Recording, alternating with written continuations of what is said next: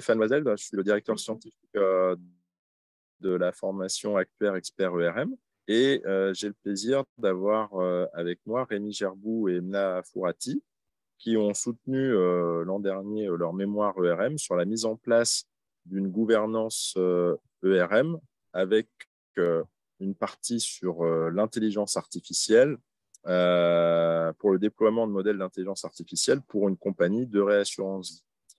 Donc, on a déjà présenté la formation ERM lors du webinaire précédent. Je vous remercie de poser vos questions dans le chat.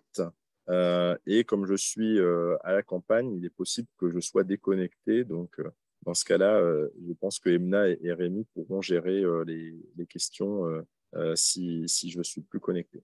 Donc, merci encore à Emna et Rémi de nous présenter leur mémoire. Et puis donc, vous pouvez d'ores et déjà, au fil de l'eau, poser des questions dans le chat ou à la fin de l'exposé.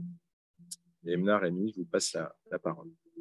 Bonjour à tous, je suis Emna Fourati, je travaille au sein de l'équipe Business Acceptance chez SCOR, plus exactement l'équipe Global Pricing, et je suis diplômée de la certification ERM Promotion 2021. Bonjour à tous, je suis Rémi Gerbou, je suis actuaire pricing chez Partneret et j'ai également suivi la formation ERM l'année dernière en 2021.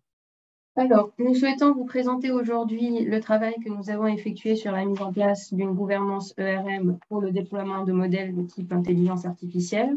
Nous avons choisi ici un cadre fictif, REA, une compagnie de réassurance vie, pour qui la culture du risque est très importante.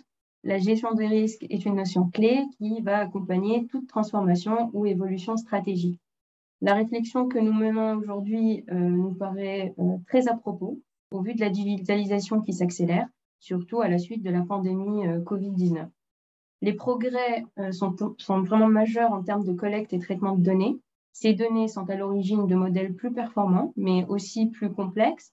Et l'on se pose la question de l'impact qu'ont ces évolutions technologiques considérables sur la frontière d'efficience de notre secteur d'activité en assurance. Alors, les développements technologiques permettent d'avoir une performance meilleure pour des ressources et efforts égaux. Nous observons pour l'instant une transition progressive de la frontière d'efficience de l'industrie de l'assurance, mais ce que nous craignons, c'est un shift amenant à une rupture, une transition brutale qui rendrait obsolète notre métier tel qu'on l'exerce de manière traditionnelle aujourd'hui. Les entreprises non préparées face à cette situation auront un coût de transition significatif pour atteindre la nouvelle frontière d'efficience. Et aujourd'hui, la transformation et l'investissement dans la technologie constituent un facteur clé du succès dans le positionnement concurrentiel futur. Alors, en ce qui concerne notre cas d'étude, nous nous sommes placés dans le cadre d'une entreprise de réassurance vie fictive que nous appelons REA. Et du coup, cette entreprise de réassurance est en pleine digitalisation et veut saisir les opportunités offertes par les modèles d'IA pour décaler sa frontière d'efficience. Et pour cela, donc, REA a identifié différents domaines d'application, à savoir la souscription augmentée, le traitement des documents, l'analyse actuarielle ou encore la détection de la fraude. Alors, dans notre cas d'usage, REA se concentre sur la souscription augmentée et c'est un domaine qui est particulièrement adapté et intéressant puisqu'il va permettre de mettre en œuvre à la fois des algorithmes d'IA et du brassage de données. Donc, la question que REA se pose à ce stade est donc de savoir comment saisir les opportunités offertes par la collecte de données et par les modèles IA. Et pour répondre à cette question, l'ERM me semble particulièrement adapté puisque c'est un processus qui est appliqué à l'ensemble de l'entreprise, va permettre de gérer, de contrôler et de maîtriser les risques. Alors, par conséquent, nous allons appliquer la démarche ERM au sens du COSO et nous avons structuré notre approche en 5 étapes. Tout d'abord, la définition des objectifs et de l'appétence au risque de REA, puis l'identification des risques et la mesure de ceux-ci, notamment à travers une cartographie des risques.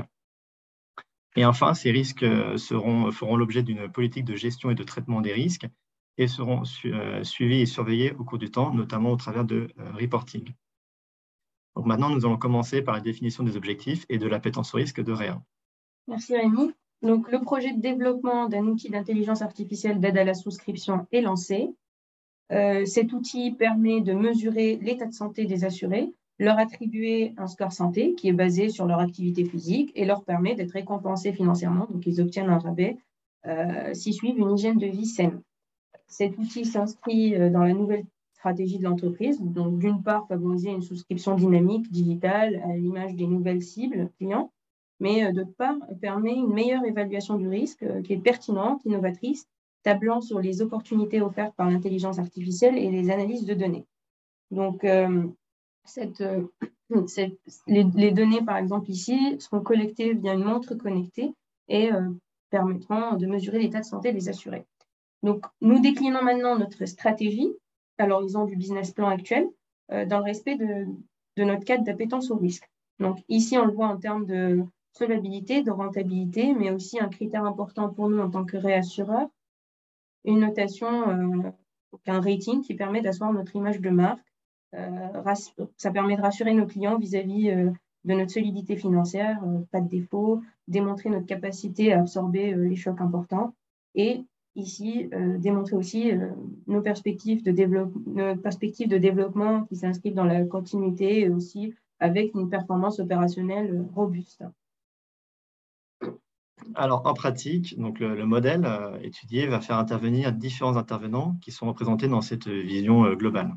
Donc, tout d'abord, l'assuré, qui est notre cible, il va porter sa montre connectée, qui va collecter les données qui vont servir de base de calcul pour la réduction de sa prime d'assurance. Ensuite vient le binôme REA avec son partenaire assureur. Donc, REA va bâtir le modèle, le suivre et le mettre à jour. Et son partenaire assureur va également être impliqué dans le développement et le suivi de l'algorithme, tout en assurant la relation client et la gestion du contrat. Et enfin, un serveur cloud qui sera hébergé chez un tiers et sur lequel l'algorithme va être déployé et qui calculera le score des assurés à partir des données qui lui auront été envoyées à partir de la montre connectée. Et alors, donc, la représentation globale de ces intervenants permet d'avoir une première vision, une réflexion sur les risques sous-jacents et de passer à l'étape d'identification des risques. Donc, à ce stade, REA a identifié 5 grandes familles de risques. Donc, tout d'abord, les risques liés aux données, viennent ensuite les risques liés aux algorithmes, et enfin des risques un peu plus classiques que sont les risques d'assurance, les risques opérationnels ou encore les risques stratégiques et environnementaux. Alors, dans le cadre de notre étude, on s'est vraiment intéressé aux risques spécifiques au modèle d'IA et donc de zoomer davantage sur les risques liés aux données et les risques liés aux algorithmes en considérant que les autres familles de risques sont maîtrisées au sein de cette entreprise fictive REA. Donc, les risques étant identifiés, nous allons pouvoir commencer à les mesurer, notamment à travers une cartographie. Donc, merci Rémi. Une fois les risques identifiés, classifiés, Rémi vient de nous présenter les familles de risques, nous les avons évalués de manière qualitative, suivant notre propre jugement, ayant en tête pour certains des sources ou des facteurs de risque communs, certaines interdépendances. Alors, voici les 2 critères d'évaluation, la sévérité, donc la criticité de l'impact en ordonnée et la fréquence d'occurrence en abscisse. Nous vous proposons de visualiser ces différents risques avant toute mesure d'atténuation, en fait, cartographiés, ils sont placés sur cette heatmap. Les risques au vert, classés en bas à gauche, représentent ceux dont on a la meilleure maîtrise, mais plus on avance dans l'échelle de la sévérité et de la fréquence, plus nous atteignons les risques orange, rouge, les plus critiques pour nous, sur lesquels il va falloir concentrer les efforts pour réduire l'impact, en particulier financier. Idéalement, avoir une maîtrise à horizon de temps raisonnable, pouvoir les décaler en bas et vers la gauche grâce à des mécanismes d'atténuation efficaces dont nous parlerons plus tard, que nous abordons plus tard dans notre cours. Alors, du coup, les 5 grandes familles de risques sont représentées ici sur cette heatmap.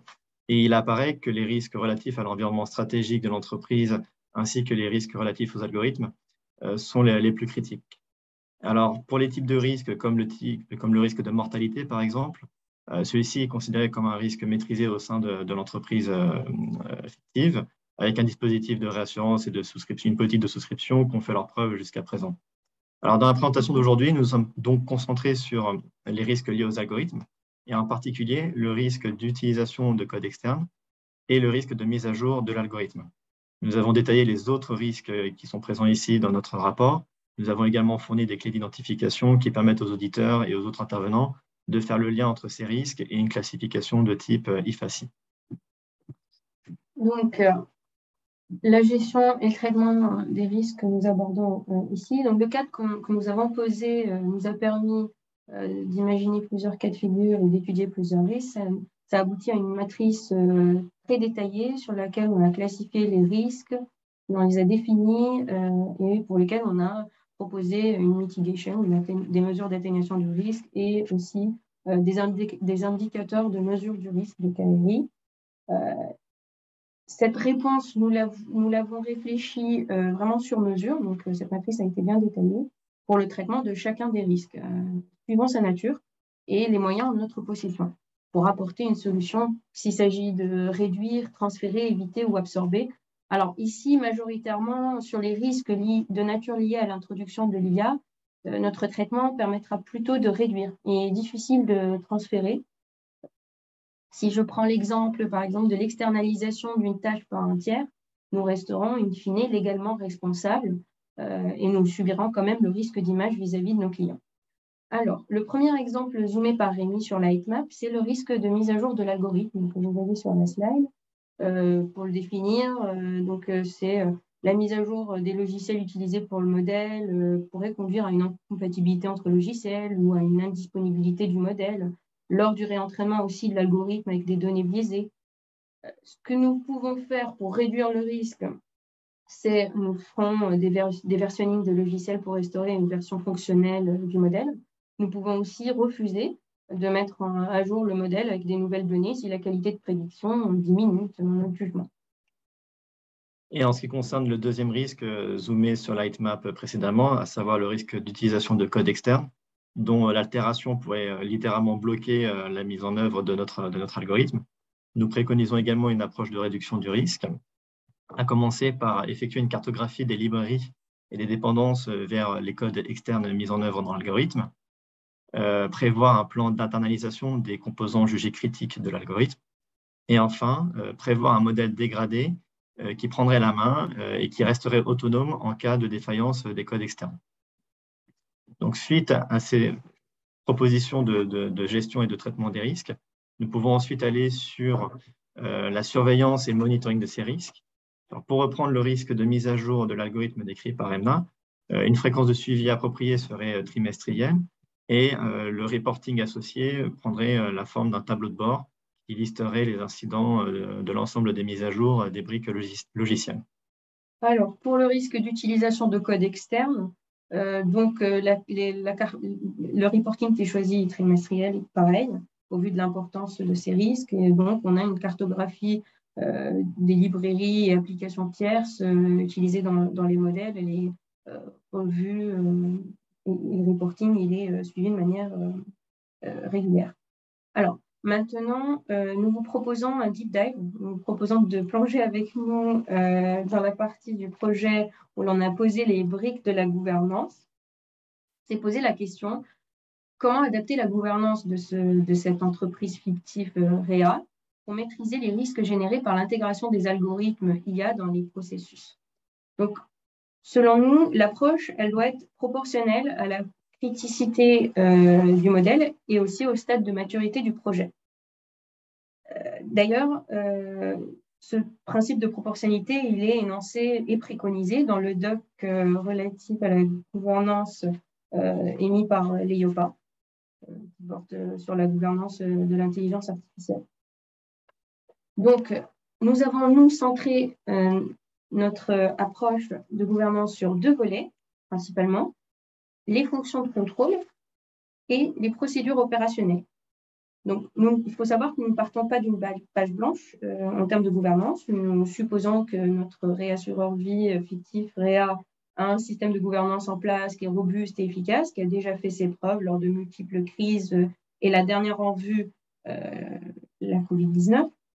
Ce travail, plutôt complémentaire, il sert à renforcer la gouvernance quant à l'intégration nouvelle de l'IA dans les systèmes et harmoniser certains aspects entre groupes, entités, BU à titre d'exemple et d'autres aspects encore. Donc, Par exemple, ici, la séparation des fonctions, elle est déjà existante. Elle s'étend bien sûr à l'introduction de modèles IA plus complexes. Les fonctions de contrôle, ils voient leur rôle évoluer, tel qu'on les imagine, avoir des profils experts avec des compétences duales, capables de challenger la complexité des modèles IA. Plusieurs solutions envisagées pour ça, par exemple, formation, recrutement, etc.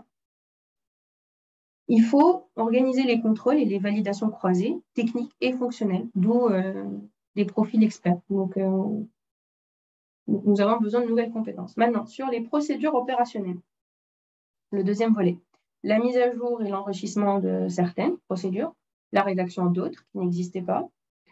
Nous avons fait une proposition en annexe de notre mémoire, par exemple, d'une matrice RACI pour définir et attribuer les responsabilités.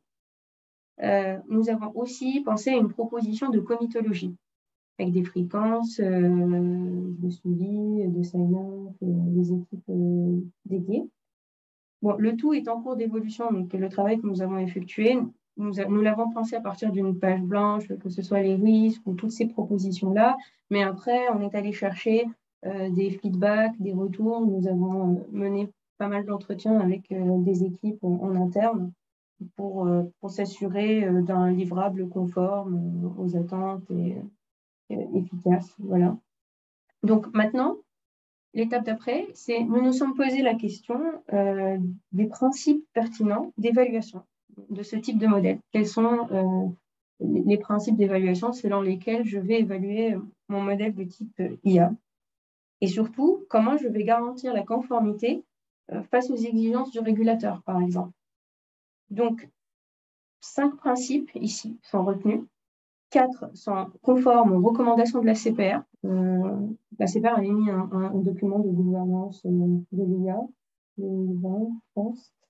Alors, les 5 principes, donc les 4 premiers, ceux de la CPR, enfin ceux conformes à ceux de la CPR, le traitement adéquat des données, la performance, la stabilité, l'explicabilité, et nous vous proposons un principe additionnel qui est l'autonomie. Alors, on l'a défini de la manière suivante.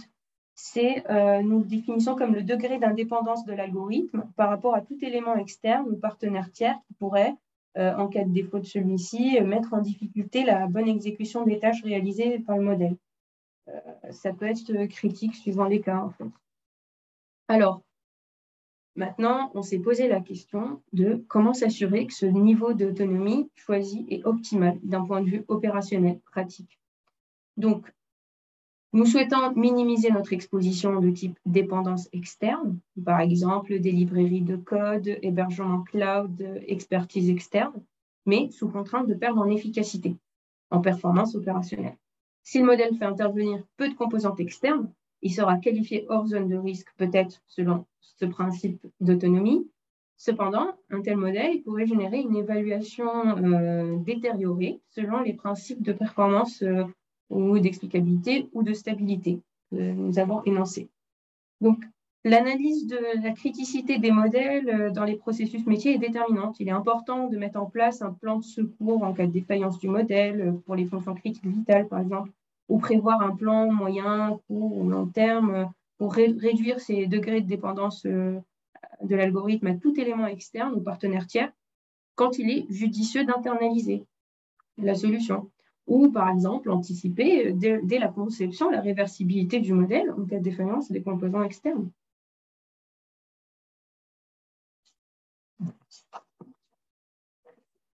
Je crois qu'on peut continuer ici. Pardon. J'ai été déconnectée.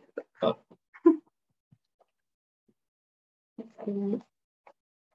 Ah, c'est bon, j'ai été reconnectée. Tu peux. C'est bon, on récupère. De toutes les manières, il était temps de te passer la main. Donc, je parlais de l'anticipation dès la conception de la réversibilité. Très bien, je vais reprendre la main. En cas de défaillance. Il y a une défaillance là. Ça arrive. En live. Du coup, je vais reprendre la main et reprendre donc, justement les composantes que tu as listées, Emna, les 5 composantes. Donc, en principe, techniquement, l'approche adoptée, c'est que chaque composante va être notée par les différentes parties prenantes lors de la validation du modèle. Alors, à savoir donc les opérationnels qui vont faire le modèle, le risk management, l'audit ou encore le data privacy officer. Donc, chacune de ces équipes vont donner une note pour l'ensemble des composantes de ce modèle et une note finale sera obtenue comme moyenne des notes attribuées et tant dans la phase de validation de lancement du modèle que dans le suivi du modèle par la suite. Alors, bien souvent, des arbitrages vont être nécessaires par rapport aux performances souhaitées de l'algorithme.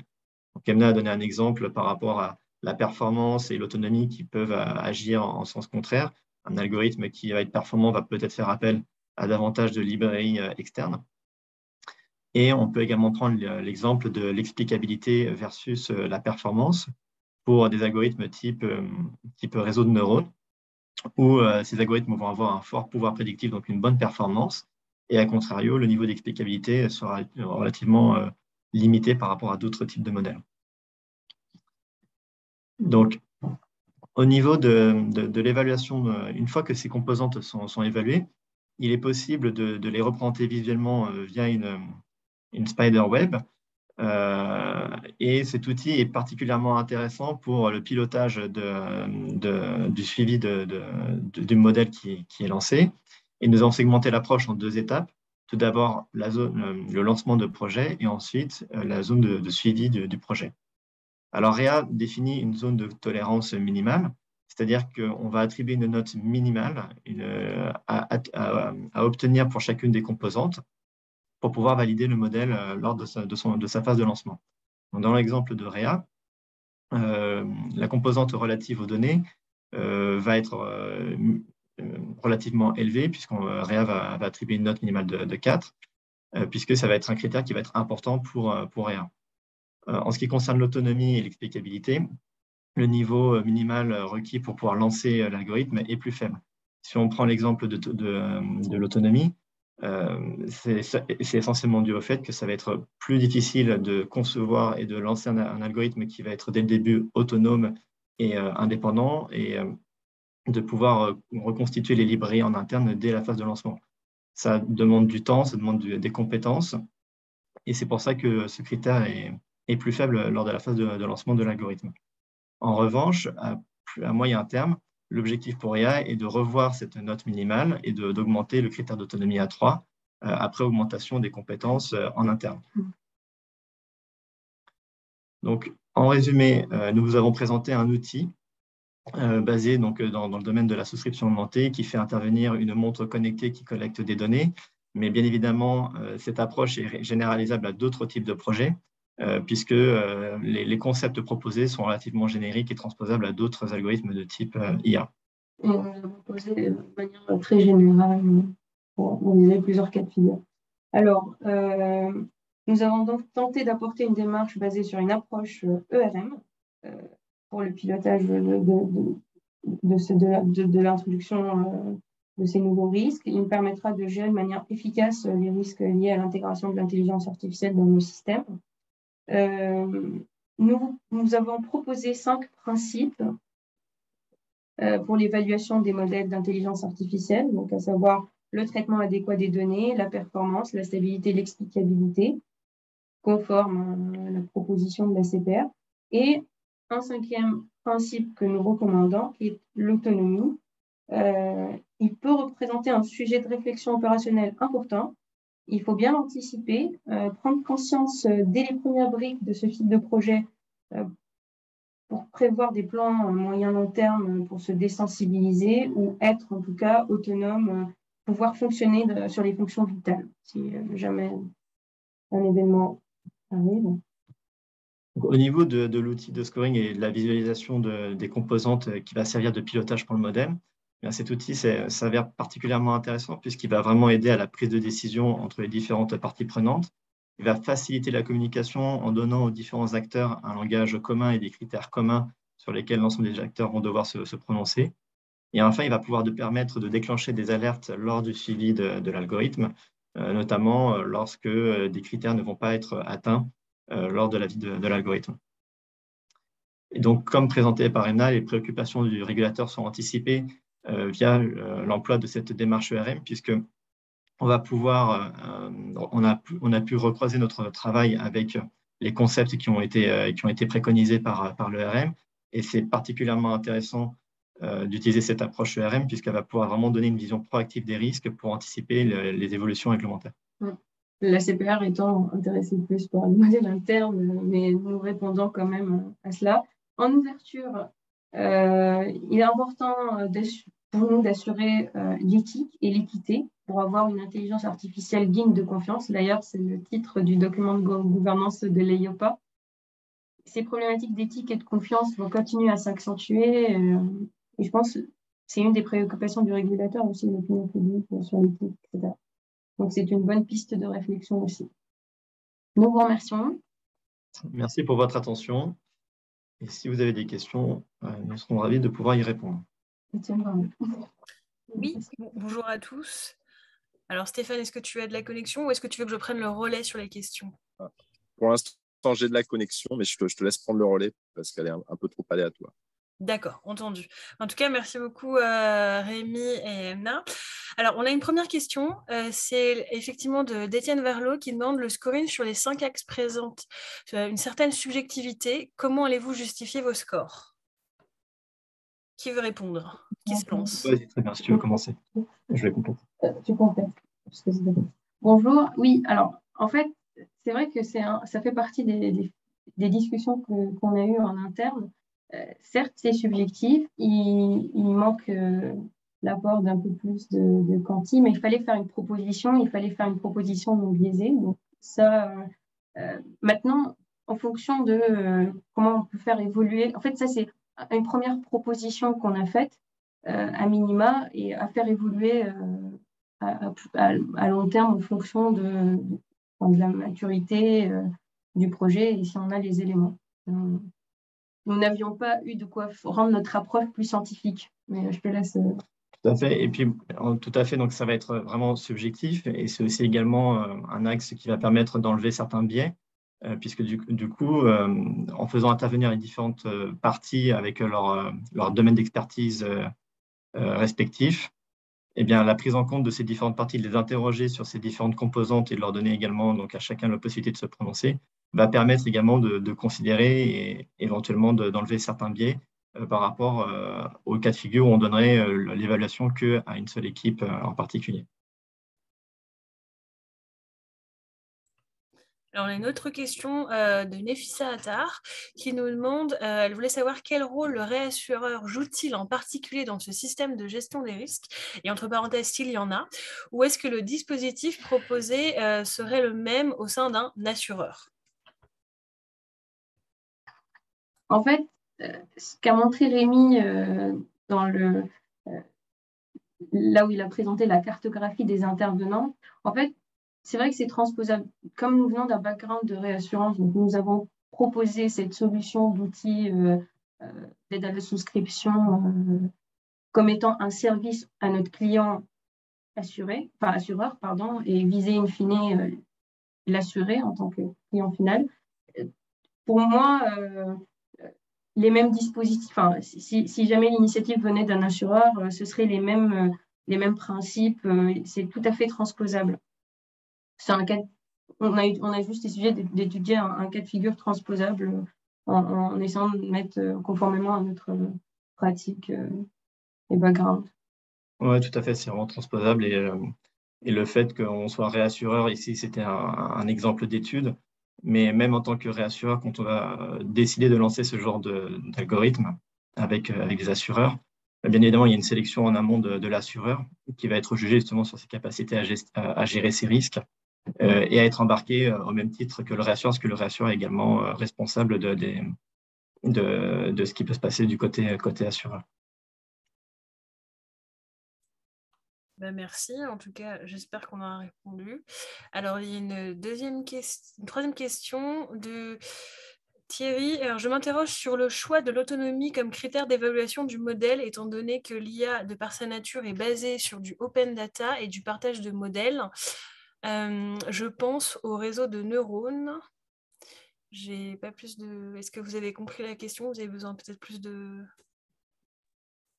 Alors, du coup, si je comprends bien, donc c'est Donc, on va avoir des modèles d'IA qui vont essentiellement mettre en œuvre justement des librairies externes qui vont pouvoir justement déployer ces modèles d'IA. Donc, je pense que là, c'était par exemple les réseaux de neurones ou autres, hein. Donc, oui, en effet, les modèles IA vont être très dépendants de ce type de risque, de librairie externe. Ce qu'on a pointé du doigt, notamment par rapport aux arbitrages qui doivent être effectués par rapport, par exemple, à la performance versus l'autonomie, c'est qu'aujourd'hui, la performance va être essentiellement privilégiée pour justement atteindre des critères satisfaisants pour le modèle. Néanmoins, il reste quand même ce risque d'autonomie où il peut y avoir des cas où les librairies qui sont utilisées peuvent contenir des erreurs, par exemple dans le code, ou alors peuvent devenir indisponibles du jour au lendemain.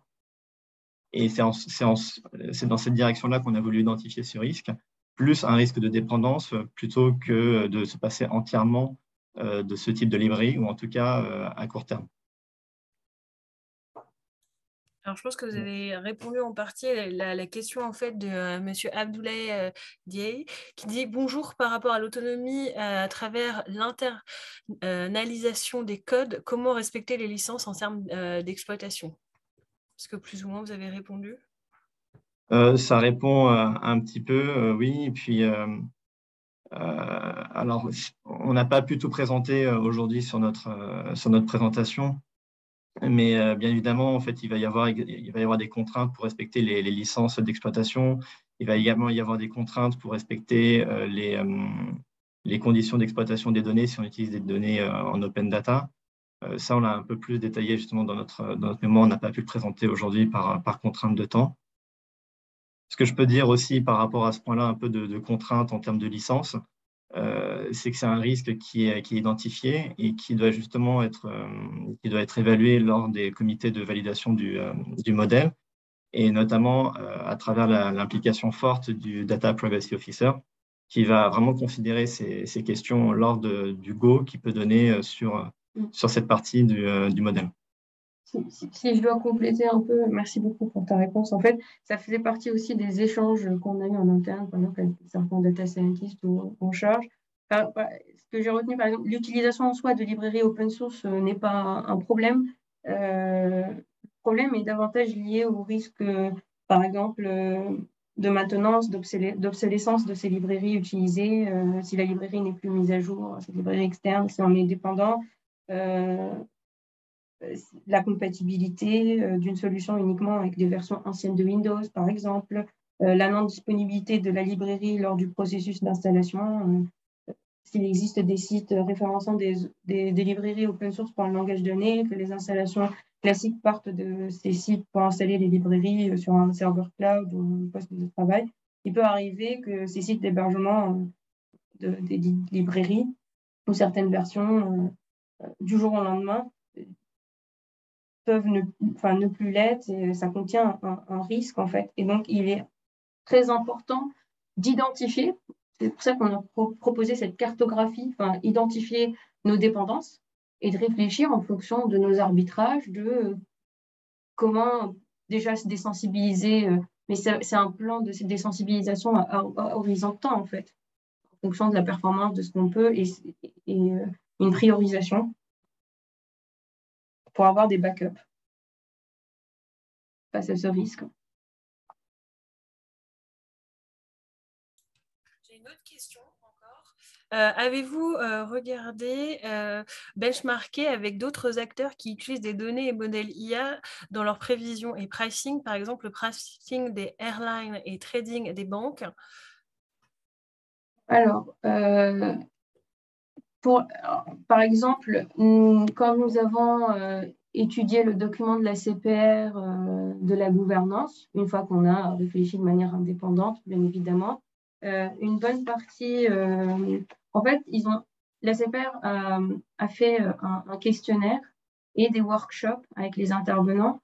Les principaux intervenants, c'était des intervenants bancaires.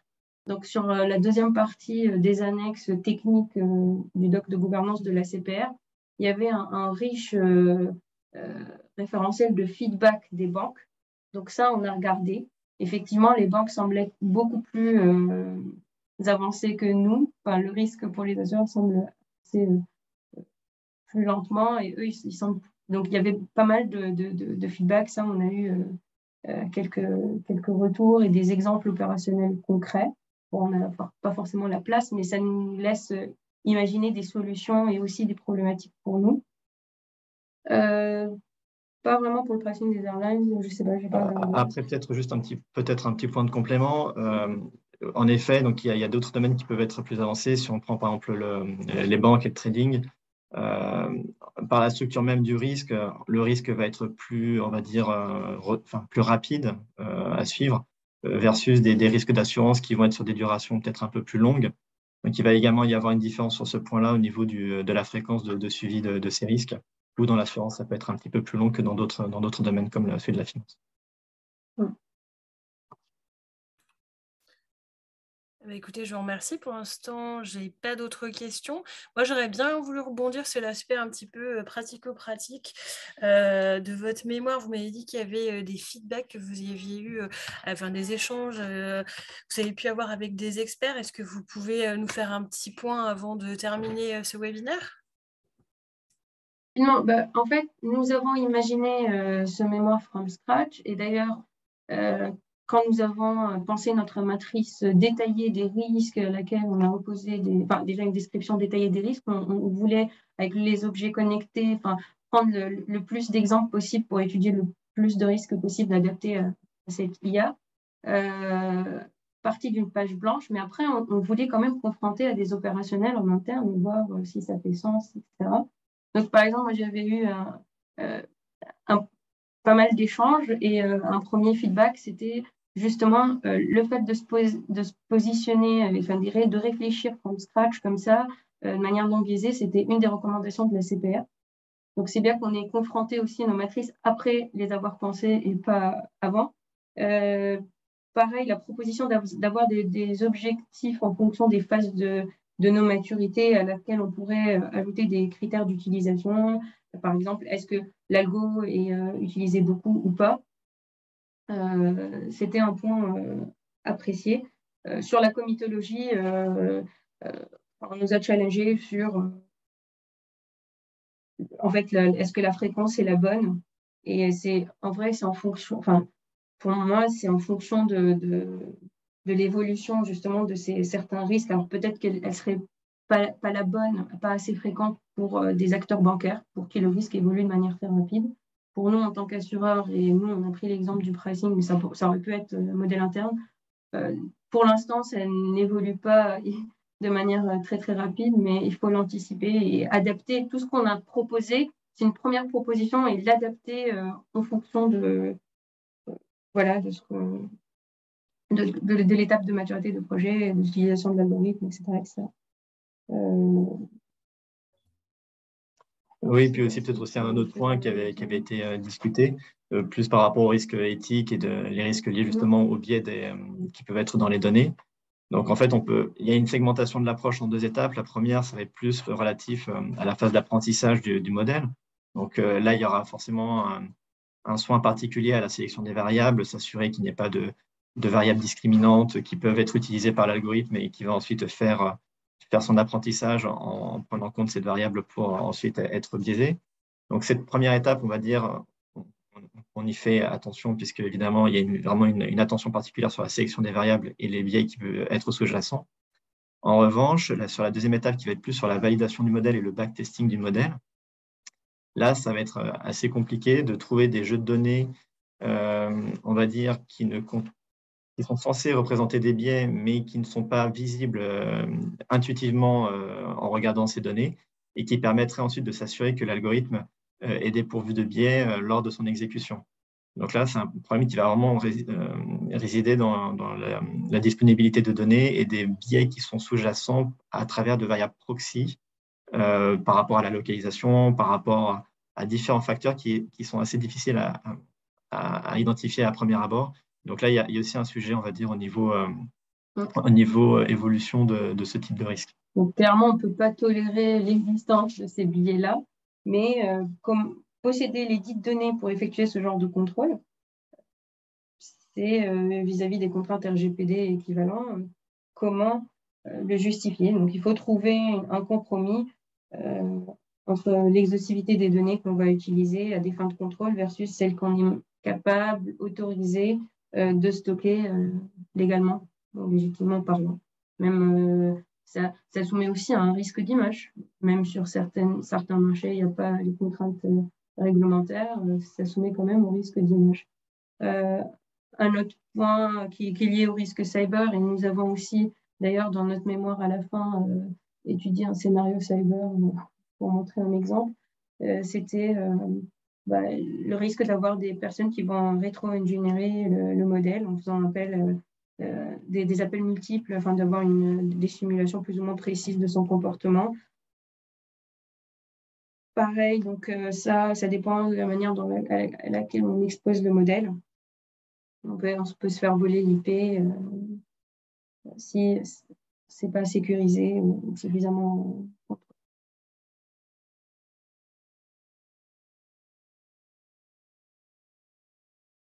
Écoutez, je vous remercie. Pour l'instant, il y a peu d'autres questions et je vois que le temps file. C'était vraiment passionnant.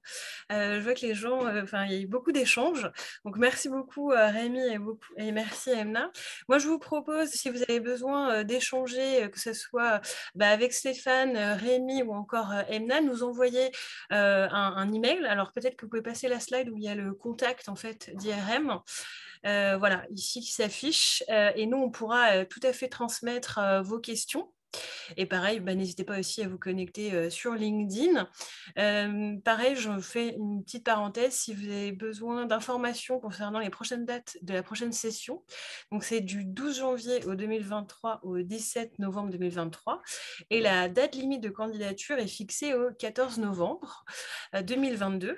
Et bien sûr, n'hésitez pas à nous contacter soit par email, soit par téléphone. Et voilà. Et donc, est-ce que Stéphane, tu as une remarque, des questions à faire? Non, c'est assez complet. Merci beaucoup à Rémi et Emna. Et donc, oui, n'hésitez pas à nous contacter si vous avez des informations sur l'information et notamment sur les dernières mises à jour qu'on a effectuées pour prendre en compte, on ne va pas dire les nouveaux risques, mais disons les risques qui deviennent incontournables, comme les risques cyber, certains nouveaux risques opérationnels et puis les risques liés au changement climatique, pour n'en citer que quelques-uns. Tout à fait. Merci beaucoup, merci Marie-Alexandrine, merci Stéphane merci beaucoup. Et Étienne, merci d'être présent Étienne et vos questions. Nous avons adoré, moi j'ai adoré vos deux cours, M. Barlow et Stéphane, merci beaucoup. Merci beaucoup. Merci à tous, au revoir.